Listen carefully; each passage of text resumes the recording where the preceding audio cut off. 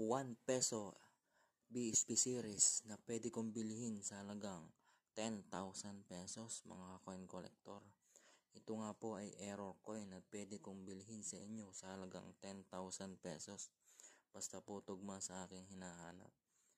Kung mapapansin nyo po, hawak ko po itong 1 peso BSP series. Ito po. At ako po ay naghahanap at ito po ay nakita ko sa isang Facebook page na nakapost sa mga group.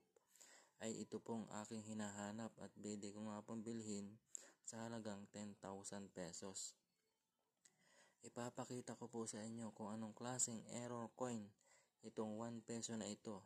Kung bakit ko po ito interesadong bilhin sa halagang 10,000 pesos. Ayan po mga coin collector. Tingnan nyo pong maigi ang picture na yan na aking itinuturo. Kung meron po kayong ganyang klaseng error